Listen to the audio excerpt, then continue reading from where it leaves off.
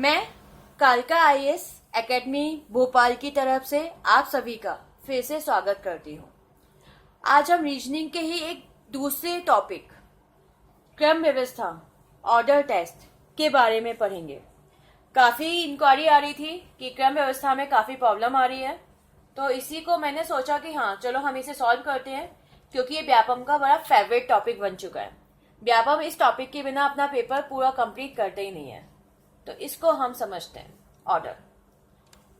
Actually मैं ये समझना चाहूंगी कि आपको यहाँ प्रॉब्लम क्यों आ रही है, क्योंकि यहाँ पे भी हमारा किसके बारे में दिया हुआ है, क्रम के बारे में, ऑर्डर के बारे में। तो बस हमें ऑर्डर देखना है और जो हम नॉर्मल लाइफ में करते हैं, डे टू डे लाइफ में जो हम काम करते हैं, उसी प्रकार से हमें इसे आगे लेके सॉल्व करना है और इसमें कुछ भी हमें नहीं करना। तो इतना घबराने वाली कोई बात ही नहीं है। तो इसको पढ़ने से पहले हम ये समझेंगे कि क्रम किस प्रकार के होते हैं। जो आपके एग्जाम में क्वेश्चन आते हैं वो दो प्रकार के क्रम से आते हैं। एक तो रेखीय क्रम, जो रेखीय क्रम होता है, रेखीय क्रम से आपके आते हैं। और दूसरी प्रकार के जो क्वेश्चंस आते हैं वो थोड़े से कॉम्प्लिकेटेड से लगते हैं सबको, वो आते हैं आपके सर्कल वाले, वृत्तीय क्रम, सर्कल वृत्तीय क्रम। एक होता है आपका रेखीय क्रम और दूसरा होता है आपका सर्कल क्रम, ऑर्डर। इस दो प्रकार के क्वेश्चन से ही आपके क्वेश्चंस बनते हैं, जिसे आप आराम से सॉल्व कर सकते हैं। तो इन्हें सॉल्व करने से पहले हम सबसे पहले देखेंगे रेखीय क्रम के बारे में। रेखीय क्रम क्या होता है, इसके बारे में हम देखेंगे और सॉल्व करेंगे। तो रेखीय क्रम पढ़ते हैं, ये क्या होता है और इसमें किस प्रकार के क्वेश्चन आते हैं। वंस आपने रेखीय क्रम समझ लिया तो आपके लिए वृत्तीय क्रम समझना बहुत आसान हो जाएगा। उसमें कुछ भी नहीं है और बहुत कॉम्प्लिकेटेड लगता है, पर बहुत इजी है। डे टू डे लाइफ का ही मैटर है रीजनिंग, और कुछ भी नहीं है। बस रीजनिंग में क्या होता है, सबसे इंपॉर्टेंट, रीजनिंग में आपको क्वेश्चन को बहुत ध्यान से पढ़ना होता है। कई बार हम जल्दीबाजी में क्वेश्चन कुछ और पढ़ जाते हैं और कुछ और आंसर निकाल देते हैं। और रीजनिंग के साथ प्रॉब्लम यह है कि उसके जो आप आंसर निकालते हो वो ऑप्शन में अवेलेबल होते हैं, इसलिए कई बार ऐसा होता है कि आपके आते हुए क्वेश्चन गलत हो जाता है। तो उस बात को आपको याद रखना है कि रीजनिंग का क्वेश्चन बहुत अच्छे से पढ़ना है बस। तो हम पढ़ते हैं रेखीय क्रम। रेखीय मतलब रेखा, क्रम मतलब क्रम। अब रेखीय क्रम है तो इसमें जो वैल्यू होती है वो बाएं दाएं की होती है।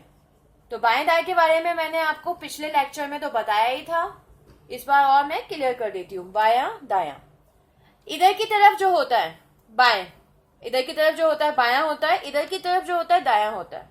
जैसे हम जाते हैं तो इधर की तरफ आपका बायां होता है, इधर की तरफ दायां। थोड़ा सा कंफ्यूजन है, ओके। जैसे मैं बोलूं सीता है, सीता को मैंने बिठा दिया बीच में कहीं पे भी, सीता है। सीता के बाईं तरफ गीता बैठी हुई है। सीता है, सीता के बाईं तरफ कौन बैठी हुई है, गीता बैठी हुई है। तो बायां कहां पे, इधर की तरफ। तो हम यहां पर किसको बिठा देंगे, गीता को। अगर मैं क्वेश्चन कहूं सीता के दाईं तरफ, सीता के दाईं तरफ मोहन बैठा हुआ है, तो सीता का दायां कहां है, इस तरफ। तो इधर हम किसको बिठा देंगे, मोहन को। सिंपल, ये बायां इधर दायां। तो आपको याद क्या रखना है कि बायां इधर की तरफ आता है और उधर की तरफ दायां आता है। तो इस प्रकार से आपका रेखीय क्रम बन जाता है। अब ये तो हमने समझ लिया रेखीय क्रम क्या है। क्वेश्चन किस प्रकार से इसमें पूछे जा सकते हैं या क्वेश्चन किस प्रकार के इसमें आते हैं, इसको हम समझते हैं। ओके, तो हम इसमें से क्वेश्चन देखते हैं, क्वेश्चन को समझते हैं, जानते हैं क्वेश्चन किस प्रकार से आ सकते हैं और उनका पूछने का कैसा लेवल होता है, स्पेशली व्यापम लेवल। हमें तो व्यापम पे फोकस करना है, महिला प्रवेशक बस निकालनी है। ओके, तो क्वेश्चन पे ध्यान दीजिए, जो क्वेश्चन इसमें से पूछे जाते हैं, और क्वेश्चन को मैं लिख रही हूं। क्वेश्चन है 6 लोग हैं, 6 लोग बैठे हुए हैं, किसमें, पंक्ति में। 6 लोग हैं जो पंक्ति में बैठे हुए हैं। कौन है, अभी हम बाद में डिस्कस करेंगे कौन कौन है। जिनमें एल और आई के बीच में पी बैठा है। क्वेश्चन में दिया हुआ है एल और आई के बीच कौन बैठा हुआ है, पी बैठा है। फर्स्ट जो इंफॉर्मेशन हमें पता चली, एल और आई के बीच में पी बैठा है। अब हमें 6 लोगों का नहीं पता, तो हम एल और आई का क्या करेंगे, क्योंकि इससे हमें ये नहीं पता चलता कि बचे हुए 3 लोग कौन कौन है। तो इसके लिए हमें आगे का क्वेश्चन भी देखना होगा। एन के बाद एल बैठा है,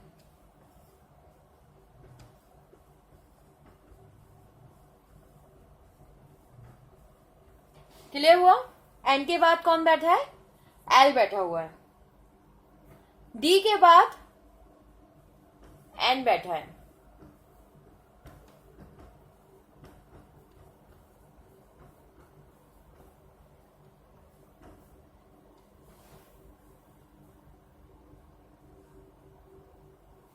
बिल्कुल बाईं ओर डी बैठा है। बिल्कुल बाईं ओर मतलब एकदम बाईं तरफ, बाईं ओर डी है, तथा आई के बाद टी बैठा है।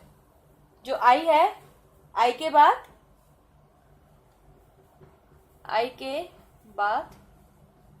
टी बैठा है। ये आपका क्वेश्चन दिया हुआ है। एक ही क्रम है, एल और आई के बीच में पी बैठा है, एन के बाद एल बैठा है, डी के बाद एन बैठा है, बाईं ओर डी है और आई के बाद टी बैठा है। क्लियर है? ओके। अब हम इसमें कहां से शुरू करें, कहां से स्टार्टिंग करें, सबसे बड़ी तो प्रॉब्लम आ रही है। मैंने आपको ये तो बता दिया कि कहाँ बायां होता है, कहाँ दायां होता है, परंतु इसमें क्या समझे, क्या दिया हुआ है। तो क्या होता है कि सबसे पहले जो रेखीय क्रम वाले क्वेश्चन आते हैं, उसमें अगर हमें सबसे पहले ऐसे नहीं जाना होता कि पहला स्टेटमेंट सॉल्व किया, फिर दूसरा किया, फिर तीसरा किया, फिर चौथा किया। हमें ऐसे सॉल्व नहीं करना होता। हम क्या करते हैं, सबसे पहले हम उस वाले स्टेटमेंट को उठाते हैं जिसमें कहीं ना कहीं दाएं और बाएं के बारे में बताया हो। सबसे पहले हम उसी स्टेटमेंट को पिक करते हैं। तो अगर हम इस क्वेश्चन को देखें तो सबसे पहले जो हमें स्टेटमेंट समझ में आता है वो लास्ट स्टेटमेंट है, बाईं ओर डी है और आई के बाद टी बैठा है। तो हम क्या करेंगे, लास्ट वाले स्टेटमेंट को उठाएंगे। चलो यहां पर ही हम बना लेते हैं। बाईं ओर आपको मैंने बताया है, चलो नीचे लिख देते हैं, बायां इधर होता है और दायां इधर होता है। तो बाईं ओर कौन बैठा है, डी बैठा है। तो सबसे बाईं ओर हमने किसको बिठा दिया, डी। क्वेश्चन में दिया हुआ है, मैंने आपको लिखा था, जगह की कमी की वजह से मैं लिख नहीं पाई, बताया था कि सबसे बाईं ओर डी बैठा है। तो हमें एक चीज पता चल गई, सबसे बाईं ओर डी बैठा है। अब हम किस स्टेटमेंट को उठाएंगे, अब हमें सिर्फ एक ही चीज पता चली है, डी।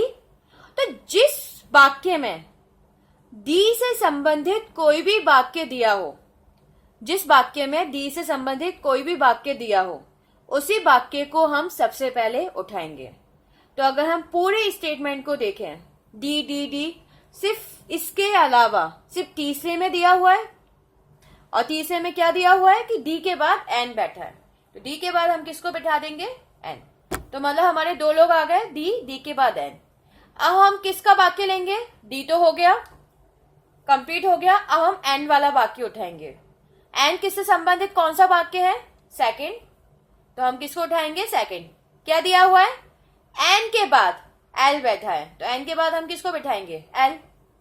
एन के बाद कौन बैठा है, एल बैठा है, तो एन के बाद हम किसको बिठाएंगे, एल को। क्लियर हुआ।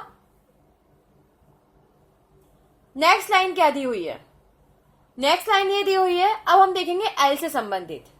तो एल से संबंधित कौन सा वाक्य दिया है, 3 लोग तो आ चुके हैं, 3 लोग और बचे हुए हैं। ये वाला वाक्य दिया हुआ है, एल और आई के बीच में पी बैठा है।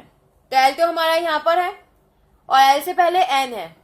क्वेश्चन में दिया हुआ है एल और आई के बीच में पी बैठा है, मतलब एल यहाँ पे आएगा, बीच में पी आएगा और फिर आई आएगा, तभी तो पी बीच में हो पाएगा। पी बीच में आएगा तभी तो पी बीच में होगा, नहीं तो पी बीच में कैसे होगा। तो दिया हुआ है, तो हम क्या करेंगे, एल तो दिया हुआ है, एल के बाद किसको बिठाएंगे, पी को, और पी के बाद कौन बैठा हुआ है, आई, क्योंकि क्वेश्चन में दिया हुआ है एल और आई के बीच में पी बैठा है। तो मैंने आपको पहले ही बोला था कि एल से संबंधित यही इन्फॉर्मेशन है, ये अभी हमारी बची हुई है, इसे अभी हमने बिल्कुल टच नहीं किया। तो एल और आई के बीच में पी बैठा है, हमने बिठा लिया। अब हम देखेंगे सबसे लास्ट बचा हुआ स्टेटमेंट, आई के बाद कौन बैठा है, टी। तो आई के बाद हमने किसको बिठा लिया, टी। तो इस प्रकार से हमारे 6 के 6 लोग आ गए। अब इसमें से क्वेश्चन कैसे पूछे जाते हैं? तो क्वेश्चन सिंपल है, सबसे दाईं ओर कौन बैठा है? सबसे पहला क्वेश्चन इसमें से, सबसे दाईं ओर कौन बैठा है? तो सबसे दाईं ओर कौन बैठा है? टी, दाया टी। ठीक है। नेक्स्ट क्वेश्चन, एल किस किस के बीच में बैठा है? एल किस किस के बीच में है? तो एन और पी के बीच में कौन है? एल। तीसरा क्वेश्चन, एल की बाईं तरफ कौन बैठा है? एल के बाईं तरफ कौन बैठा है? तो एल के बाईं तरफ कौन है? एन। सिंपल सा हो गया। अब इसमें से कुछ भी क्वेश्चन पूछे, दाईं तरफ बाईं तरफ, पी के दाईं तरफ कौन कौन है? आई और टी। और पी के बाईं तरफ कौन कौन है? एल, एन और डी। तो कुछ भी क्वेश्चन पूछे, एक बार कॉन्सेप्ट समझ लिया तो आप आराम से चुटकियों में सॉल्व कर सकते हैं। तो ये था आपका रेखीय क्रम। अब हम जानते हैं कि रेखीय क्रम तो हमने कर लिया, आराम से हो गया। जो गोल गोल वाले आते हैं उनमें क्या लॉजिक लगता है? गोल गोल वाले क्वेश्चन कैसे सॉल्व किए जाते हैं?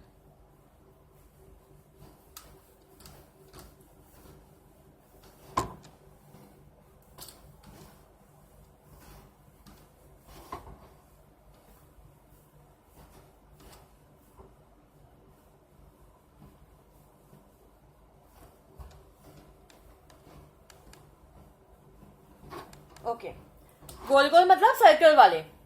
सर्कल वाले क्वेश्चन को, जो हमारा दूसरा प्रकार का क्वेश्चन था वृत्तीय, उस प्रकार के क्वेश्चन को समझने का कौन सा तरीका होता है और वो कौन से क्वेश्चन किस प्रकार के क्वेश्चन आते हैं? तो वृत्तीय प्रकार के क्वेश्चन को समझने से पहले हमें ये समझना होगा कि उधर दाएं और बाएं का लॉजिक क्या होता है, दायां किधर होता है और बायां किधर होता है। तो सबसे पहले तो इसे समझने के लिए हमें क्या बनाना होगा? सर्कल, गोला। सिंपल है, समझ लो, बहुत आसानी से समझ में आ जाएगा। जो ये गोला होता है, क्योंकि क्वेश्चन में ऑलरेडी दिया होगा कि 6 लोग एक वृत्त में बैठे हुए हैं, और अभी हम एक क्वेश्चन भी सॉल्व करेंगे तो आपको समझ में आ जाएगा। तो दिया हुआ है एक गोला, तो हमने गोले को बना लिया।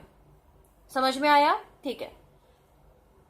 इसमें दाएं और बाएं का लॉजिक सबसे पहले समझते हैं। कहाँ दायां होता है, कहाँ बायां होता है? तो जो सर्कल होता है, इसमें जो घड़ी घूमती है, घड़ी की घूमने की दिशा में, मतलब क्लॉकवाइज घड़ी घूमती है, 12 से 1, 2, 3, 4, 5, 6 ऐसे से घूमती है, टिक टिक टिक टिक टिक टिक ऐसे से घूमती है। तो घड़ी के घूमने की दिशा में अगर हम जाते हैं तो हमारा होता है बायां, मतलब क्लॉकवाइज अगर हम जाते हैं तो क्या होता है? बायां। अगर घड़ी के घूमने की दिशा विपरीत दिशा में, घूमती इस दिशा में, विपरीत क्या हो जाएगा? इस दिशा में। विपरीत दिशा में अगर हम जाएंगे तो क्या होता है हमारा? दायां। लेफ्ट और ये राइट। सिंपल, लेफ्ट और राइट। उधर की तरफ लेफ्ट मतलब बायां, इधर की तरफ राइट मतलब दायां। सिंपल है, समझ में आया? लेफ्ट और राइट क्या है, कैसे आता है, क्या होता है? तो एक मैं यहां पर ही समझाती हूँ। पहले जैसे समझाया था, सीता है, सीता के बाईं तरफ मीना है। सीता, चलो बिठा दिया, सीता की तो हमें पोजीशन नहीं पता, हमने सीता को बिठाया सबसे ऊपर। सॉरी, सीता को बिठाया सबसे ऊपर। सीता के बाईं तरफ मीना है, तो सीता का बायां कहां पे होगा? घड़ी घूम रही है, ऐसे ऐसे ऐसे ऐसे घूम रही है, फिर कहां आएगी? नीचे आएगी। तो सीता का बायां कहां होगा? नीचे की तरफ। तो सीता के बाईं तरफ कौन है? मीना। तो हमने कहां पे बिठा देंगे उसे? इधर की तरफ। बाईं तरफ मतलब लेफ्ट साइड। समझ में आया? हमने मीना को कहां बिठाया? सीता के क्लॉकवाइज, जहां घूम रही है। मतलब अगर कहीं पर भी बाएं की बात आती है तो सिंपल याद रखना क्लॉकवाइज। घड़ी की सुइयां कहां जाती हैं, कैसे घूमती हैं, उसी दिशा में हमें बिठाना है। तो 12 के बाद किस पे आती है? 2 या 3 पे इधर की तरफ आती है ना, नीचे की तरफ। इसलिए हमने कहां बिठाया? मीना को उधर बिठाया। नेक्स्ट सीता को ही लेते हैं। सीता के गीता है, सीता के दाईं तरफ गीता है। हमने उसी डायरेक्शन में बिठाया, हमने देखा सीता के दाईं तरफ गीता है। तो अब मैंने आपको क्या बताया था? Anti clockwise. घड़ी की सुइयों के घूमने की विपरीत दिशा में। तो हमने सीता को तो सीधे 12 पे पहुंचाया है, देखा जाए तो 12 पे बैठी हुई है सीता, तो सीता को 12 पे पहुंचाया है। तो उसके विपरीत दिशा में, घूमने की दिशा के अपोजिट कहाँ होगा, विपरीत दिशा में। तो उसकी अपोजिट दिशा में कौन आ जाएगी, फिर आपकी गीता हो जाएगी। सिंपल, गीता। समझ में आया। तो दायां और बाएं का जो रफड़ा था वो खत्म हुआ। मतलब दायां, लेफ्ट साइड अगर आता है, लेफ्ट साइड मतलब बायां, तो मतलब क्लॉकवाइज, घड़ी की सुइयों के घूमने की दिशा में। और अगर दायां तरफ आता है तो मतलब एंटी क्लॉकवाइज, घड़ी की सुइयों के घूमने की विपरीत दिशा में। अब हम देखते हैं कि क्वेश्चन किस प्रकार से इसमें पूछे जाते हैं या क्वेश्चन किस प्रकार से आ सकते हैं। इन क्वेश्चन को हम सॉल्व करते हैं। ओके, एक क्वेश्चन सॉल्व करते हैं। समझ लीजिए, दायां और बायां जो हम करते हैं हर घर में यूज होता है। कहाँ राइट है, कहाँ लेफ्ट है, कहाँ दायां है, कहाँ बायां है। 2 सेकंड में आप इसे आराम से सॉल्व कर सकते हो। ठीक है, ओके।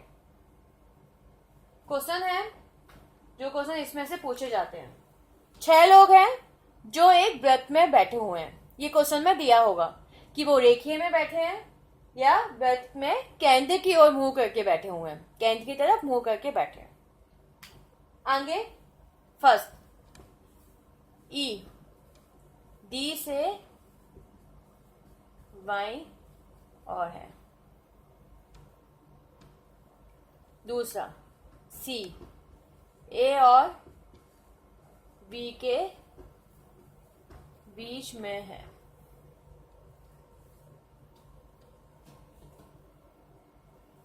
एफ ई और ए के बीच में है। ये आपको क्वेश्चन दिया हुआ है। ई डी से बाईं ओर है, सी ए और बी के बीच में है, एफ ई और ए के बीच में है। ठीक है, तो हमने पहले क्वेश्चन में ऑलरेडी मैंने बोला था कि क्या है, सर्कल है। कितने लोग हैं, 6 लोग। तो आप 6 लोग बना लो। एक, चलो यहां बना लिया। चलो यहां नहीं बनाते, हम तो सीधे 12 पे ही रखते हैं। आप क्वेश्चन क्या दिया हुआ है, मैंने आपको पहले ही बताया था। सबसे पहले हमें उस वाले स्टेटमेंट को उठाना है, उस वाले स्टेटमेंट को पिक करना है जिस वाक्य में बाएं और दाएं के बारे में दिया हो, लेफ्ट और राइट के बारे में बताया हो। तभी हम आसानी से पूरे क्वेश्चन को 2 सेकंड में सॉल्व कर सकते हैं। तो ऐसा किस वाक्य में दिया हुआ है, फर्स्ट वाक्य में ई डी से बाईं ओर है। फर्स्ट वाक्य में दिया हुआ है ई डी से बाईं ओर है। तो पहले तो मुझे ये बताओ कौन किसके बाईं ओर है। ई, ठीक है, ई बाईं ओर है किसके, डी के। ई बाईं ओर है, बाईं ओर कौन है, कौन है, एग्जैक्टली ई है, डी नहीं है। डी का तो हमें कुछ नहीं पता, ई है बाईं ओर किसके, डी के। तो हम किसको बिठाएंगे बीचों बीच, 12 पर डी को, क्योंकि हमें डी का कुछ भी नहीं पता। तो हमने डी को बिठा दिया अपनी फेवरेट जगह 12 पे। अब क्वेश्चन में दिया हुआ है कि जो ई है वो डी से बाईं ओर है। अब पहले बाईं कहां पे आता है, बायां मतलब लेफ्ट साइड, कहां आता है, क्लॉकवाइज, घड़ी के सुइयों के घूमने की दिशा में। तो इस हिसाब से ई कहां पे आ जाएगा, यहां पर, जो हमने पहले किया था। घूमने की दिशा मतलब 12 से 2 पे आएगा, तो यहां से यहां पे आ गया। समझ में आया, क्योंकि बाईं ओर मतलब लेफ्ट साइड मतलब घूमने की दिशा, किसकी, घड़ी की। तो उस प्रकार से हमने बना दिया। अब नेक्स्ट टास्क क्या होता है हमारा, हमें ई से संबंधित वाक्य को ढूंढना। ये तो पहली लाइन तो हो गई, अच्छे से कर लिया, जगह बना के हमने बिठा दिया। ई से संबंधित वाक्य कौन सा है, तो सेकंड तो नहीं दिख रहा, सी और ए और बी की बात है। हाँ, थर्ड में अगर हम देखें, एफ ई और ए के बीच में है, मतलब बीच में कौन है, एफ, किसके, ई और ए के। तो ई की पोजीशन तो हमारी पहले से ही है, और इस ई के दूसरी तरफ हम आ नहीं सकते, क्योंकि ई की जस्ट बात कौन आना चाहिए, एफ, और यहाँ पहले से ही कौन है, डी। तो ई के इधर की तरफ तो हम आ नहीं सकते, इसलिए हम किधर की तरफ जाएंगे, इधर की तरफ। तो इधर क्या लिखा हुआ है, ई और ए के बीच में कौन है, एफ है। तो हमने एफ को बीच में बिठा दिया, यहाँ पे कौन आ गया, ए। तो हमारी इस प्रकार से तीसरी लाइन भी सॉल्व हो गई। अब बची क्या, ए की लाइन दूसरी, जो क्या कहती है, सी ए और बी के बीच में है। ये लाइन कट चुकी है, सिर्फ 6 लोग हैं, उसमें से 4 लोग हमारे आ चुके हैं। डी, ई, एफ और ए, ये 4 लोग ऑलरेडी हमारे आ चुके हैं, बस 2 और जगह पर हमें बिठाना है। तो ये लाइन क्या कहती है? सी ए और बी के बीच में है। ए पहले से ही है, ए और बी के बीच में कौन है? सी। तो ए के तुरंत बाद कौन आना चाहिए? सी। किस दिशा में? इस दिशा में। क्यों? क्योंकि दूसरी दिशा में तो ऑलरेडी एफ है, जबकि हमें किसको लाना है? सी को। तो वो जगह तो यही खाली है, इसलिए हम खाली जगह पे क्या कर देंगे? सी। और सी के बाद कौन आना चाहिए? क्योंकि ए और बी के बीच में कौन है? सी। तो यहाँ आना चाहिए, सॉरी, ए और बी के बीच में कौन है? सी। तो यहाँ आना चाहिए बी। तो इस प्रकार से हमारे 6 के 6 लोग अपनी जगह पर आकर बैठ गए और हमारी प्रॉब्लम सॉल्व हो गई। तो आपको समझ में आया सर्कल कैसे बनाया गया और क्वेश्चन किस प्रकार से आते हैं। नाउ इसमें क्वेश्चन कैसे पूछे जाएंगे? तो क्वेश्चन सिंपल है, एफ के बाईं तरफ कौन है? एफ के बाईं तरफ मतलब क्लॉकवाइज, घड़ी की सुइयों की घूमने की दिशा में, तो इधर है। तो एफ के बाईं तरफ कौन हो गया? ए। और डी किस किस के बीच में बैठा हुआ है? तो किस किस के बीच में? डी, बी और ई के। नेक्स्ट, बी के दाईं तरफ कौन है? दाया बोल रही हूं मैं, राइट साइड। दाया या राइट साइड मतलब घूमने की दिशा के विपरीत। तो बी है, बी के पीछे जाना, घूमते तो इधर जाते 12 पे, पीछे जाएंगे तो 8, 9 कुछ भी आए। तो पीछे की तरफ कौन है? सी। तो आंसर क्या हो जाएगा? सी। तो इस प्रकार से जो क्वेश्चन आते हैं वो बहुत इजी आते हैं। एक बार अगर आपने ये सर्कल बना दिया और लोगों को अपनी जगह पे बिठा दिया तो आप आराम से सॉल्व कर सकते हैं, कोई प्रॉब्लम नहीं आएगी। सिंपल था, हमने क्या किया, पहले ई और डी को प्लेस किया, किसके हिसाब से? क्वेश्चन के हिसाब से। फिर हमने तीसरा वाला स्टेटमेंट उठाया, फिर दूसरा उठाया और पूरा क्वेश्चन सॉल्व कर लिया और 2 सेकंड में हमारा क्वेश्चन सॉल्व हो गया। तो होप सो दोस्तों आपको समझ में आया होगा और हो सकता है कि आपको इससे काफी ज्यादा हेल्प भी मिले। और मैं चाहती भी हूँ कि जो भी क्वेश्चन आए इससे रिलेटेड आपके वो एग्जाम में सही से जाए। तो best of luck for your exam, और इस बार तो निकालना ही निकालना है, बस ये सोच के जाना है। तो धन्यवाद। मैं कालका आईएएस टीम की तरफ से आप सभी का धन्यवाद करती हूँ।